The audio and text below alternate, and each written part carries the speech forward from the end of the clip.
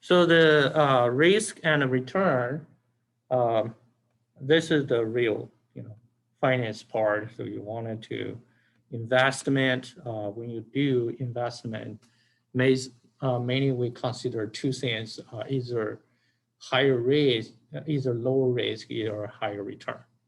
So you wanted to have the same level of return, but you wanted to minimize your risk. That's the goal. Or you have the same level of risk, but you have a higher level of return. So that's the learning objective for this chapter. So the question is here. So you wanted to make sure what is the relationship between risk and return. What's the relationship between risk and return? So the risk return has a positive relation. Okay, the positive relation, what that means?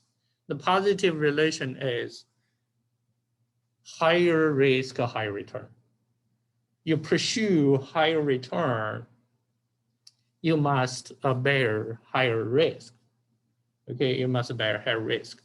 So I talked to a lot of students last week about the Bitcoin, right?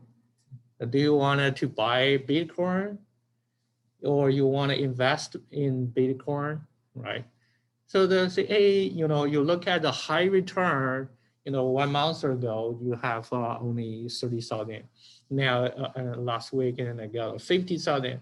So if you take a high risk, you got a higher return. My money already doubled. But what about the crash? They drop down to 20,000. Right? So that's the higher risk always associated with high return. Are you willing to take that risk? Okay, are you willing to take that risk? And there are a simple way, okay, to measure the risk and return in finance. Okay, and this basically is the professor is Mark Waits. Mark Waits, and he did this very simple way to measure risk and return, basically from your business statistics class. Your business statistics class. Okay. Have you ever learned what is a mean? Do you know what it means? Yes. Okay, good. So when you do business statistics, there are several things you wanted to measure, right? The mean, the median, the mode, right?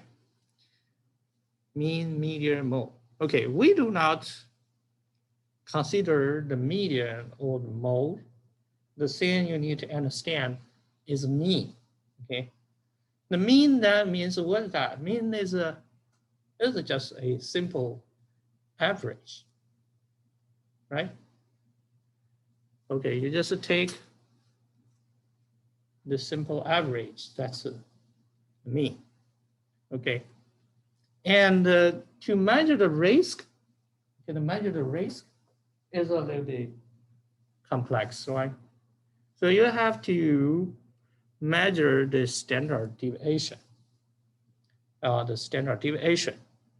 So what is mean? What is the standard deviation? So, and the standard deviation and the mean, as long as you understand this, okay, from your business statistics class, so you are fine, okay, with this chapter. Okay? This is a basic concept.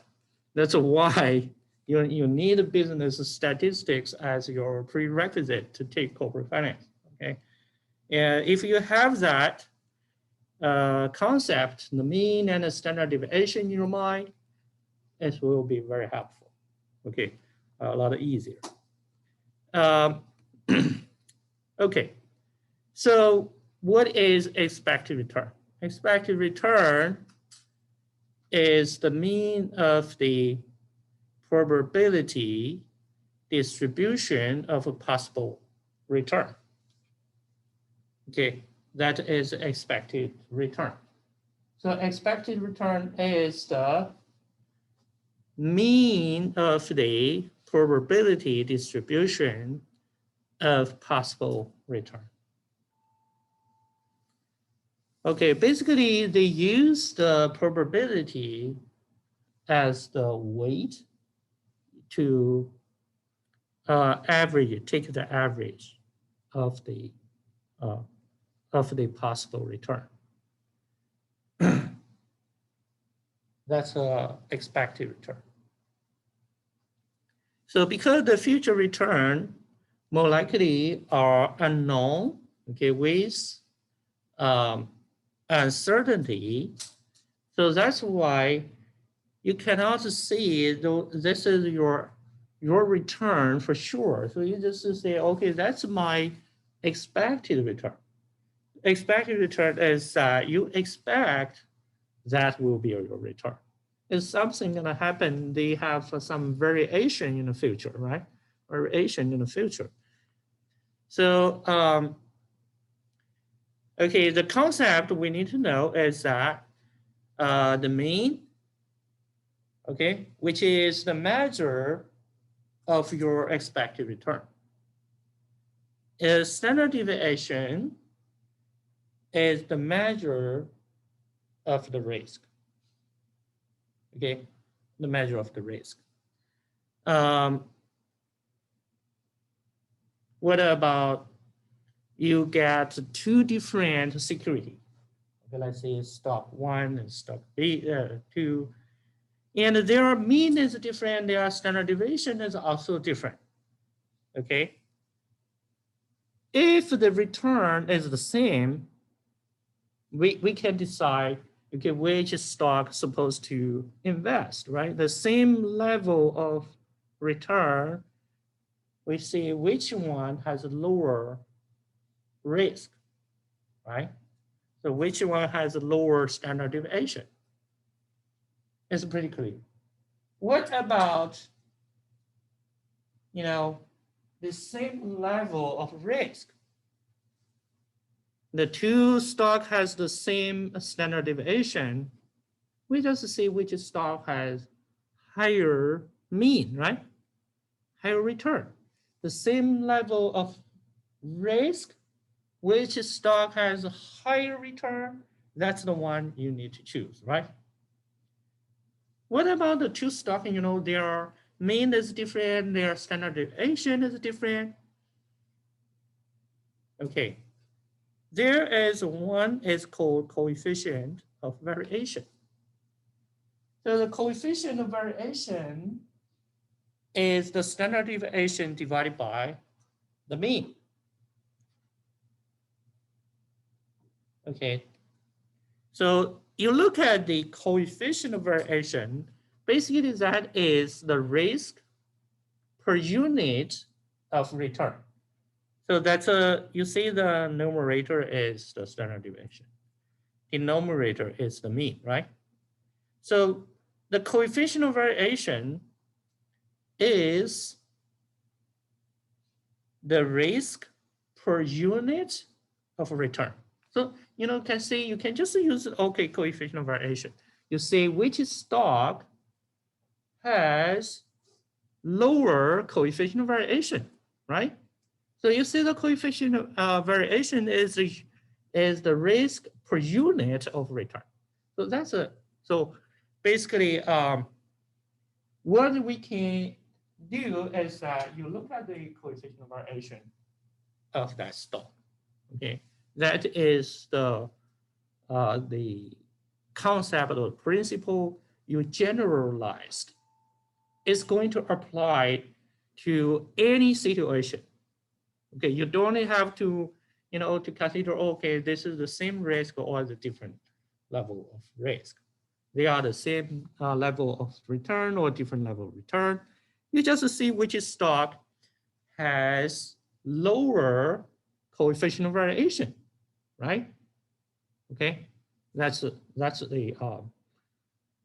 final conclusion, or you can say this is the principle, or this is the criterion how you choose an individual stock to invest. Okay, so next time when someone asks you a question, say, okay, I have several stock, I'm not sure which stock I'm supposed to invest. You should tell them what? Choose the one with lower coefficient of variation. Got it? Okay. So you choose the stock with lower coefficient of variation. So you have a stock, you have a Walmart, McDonald's, ExxonMobil, Chevron, whatever. So you got a whole bunch of stock, and you just do calculation of the coefficient of variation. Which stock has a lower coefficient of variation? That's the one you choose. Okay, for individual stock, you just choose one, right? Yeah, just put those stocks coefficient of variation in order. Put them sorted out in order. So which stock has a lower coefficient of variation? That's it. So you just choose the one, right? Okay. That's how you make a decision when you have to choose each only one stock. You pick up only one stock. Is that easy or simple you wanted? Any questions? Okay.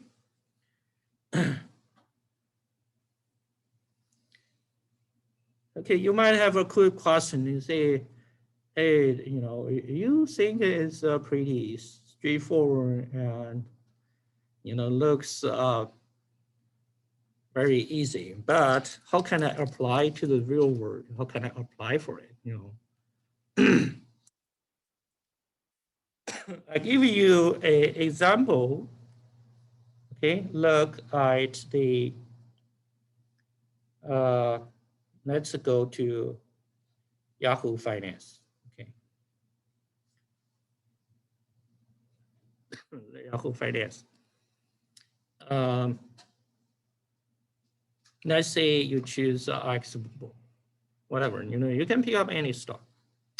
So you have ExxonMobil, right? You choose ExxonMobil and you click on the historical data.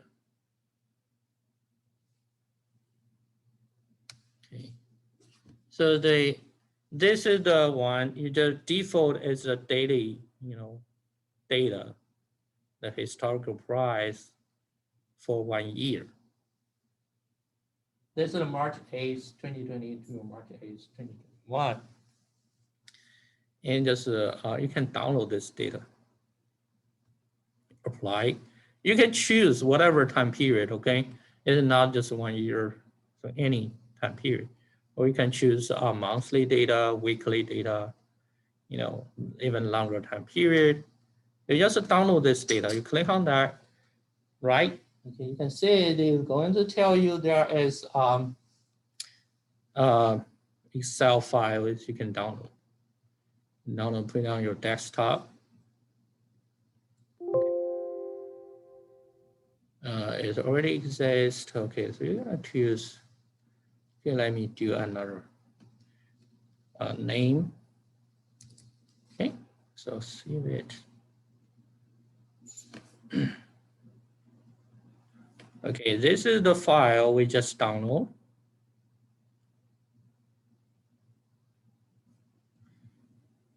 Okay, so you can see we download ExxonMobil. So ExxonMobil, what you need to do is that you wanted to know expected return and the standard deviation, right? Okay, so you got to the stock, you just need to know the standard deviation. Okay, so you can see they have open price, high, low, and close, or adjusted close, and volume. So because we calculate the return, we only need is, okay, we only need adjust the closing price. Okay, we don't need other data. Okay, this is the one you need to adjust the closing price. Why they are adjusted? It's they have a dividend. Okay, yeah. So the adjusted closing price, you wanted to calculate the return based on the price. Remember, so when you calculate return, how you do the return? Let me I'll show you how to do the return. Because, okay, so you see today's price, this is P1, right? And this is yesterday's price, P0. Okay, and use the today's price minus yesterday's price divided by yesterday's price. That is your return. So the return is the price difference divided by the previous day's price. Okay. So let's see, this is the price March 10th last year, this is March 9th. So the return, you just use the one is the March 10th minus the March 9th, okay? And you put the parentheses divided by the March 9th, right? So that's how you get the return. Click on enter. So that's 0.03. Okay, that is like a last year, March 10th, the stock price or increase 3.7% or something like that. Okay, it's the return. So you just calculate return, you double click. So that's apply for the formula. You have all the return during the past year, right? Daily return. Okay, so what will be expected return?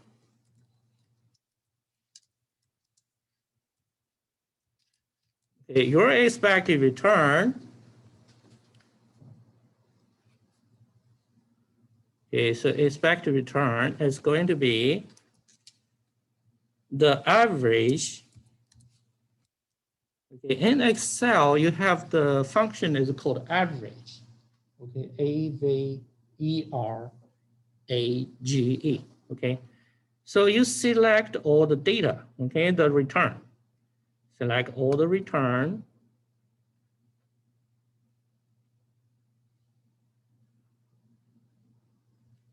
Okay, you select all the return.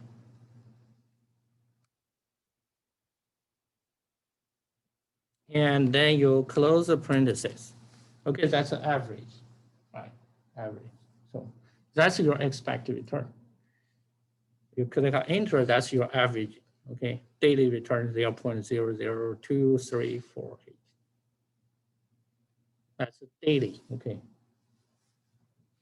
Expected return. So what is the daily standard deviation? Okay, you have the standard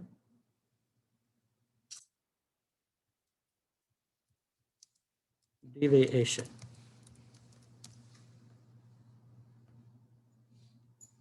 Okay, the standard deviation you use equal to STDEV, standard deviation of a population. Okay, you just use STDEV is fine, or use STDEV of population, or STDEV of S sample. Doesn't matter, because you take statistics, sometimes we have a standard deviation of the sample. Sometimes we'll have the standard deviation of a population, right? Okay, so I like just using STDEVP, okay? Standard deviation of a population.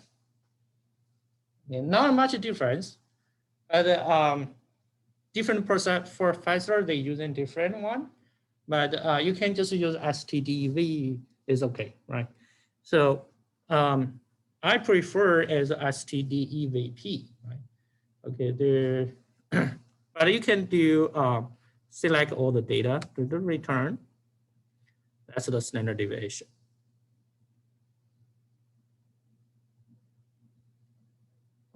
Okay, so and then you close parentheses.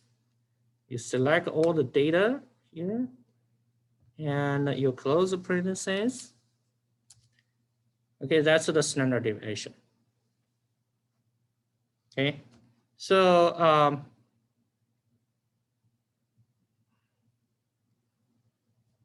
okay, I wanted to make it bigger so you can see. Okay, that's your daily expected return. That's your daily expected standard deviation. So you have the coefficient of variation.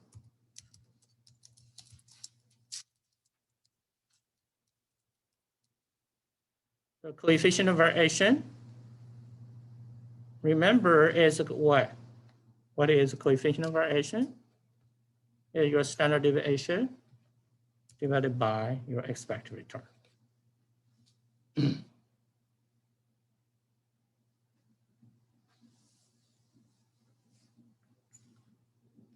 Okay, so that's your coefficient of variation.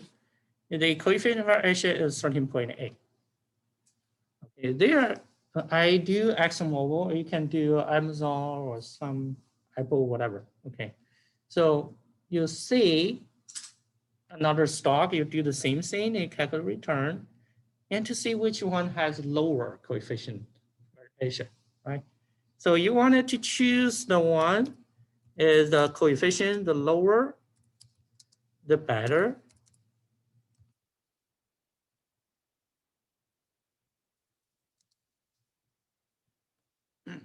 That's the risk per unit of return, right? Units per rate, the risk per unit of return. Is that simple, easy, good? Okay.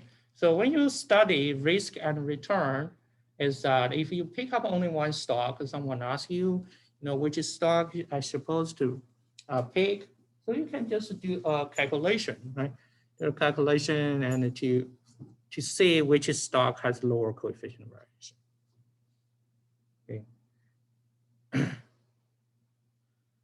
Okay. This is the one we talk about. Okay. So for the expected rate of return, so we are not only talking about the simple statistics, okay? So the question is here is that, so you can see, so they use different probability of the economy as the weight. That's what the PowerPoint slides they talking about, okay? So it's going to have the probability, okay? Let's see your return is 5% or negative 5%.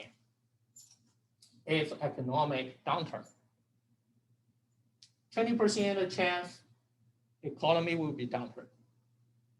Your return -5. What about zero growth? Probably 20% chance your return 5%. Or moderate growth, 40%, the return 10%, and high growth 30%, or return is 20%. Give you different scenarios. Okay, if you have different scenarios, what you need to do is that, okay, so expected return is just the probability times your return, and you sum them up. That's your expected return.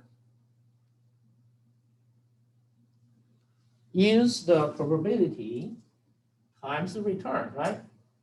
10% times -5%, and it's and then use the 20% times 5%, and then you sum them up. That's your expected return.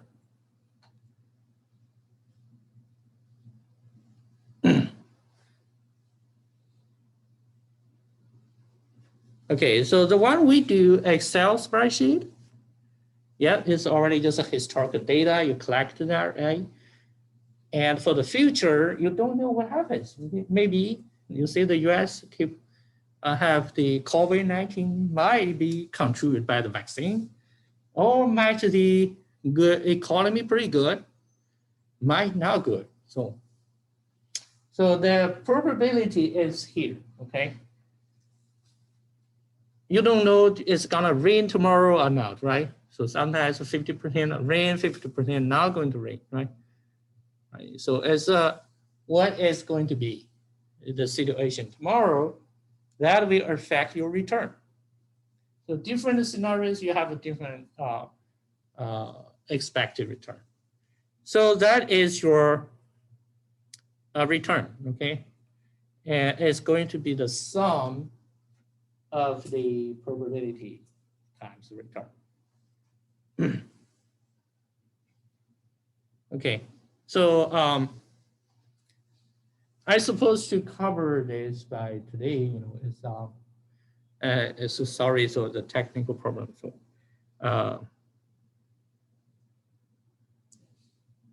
okay. So we're gonna study this one, continue to study on Wednesday. Okay.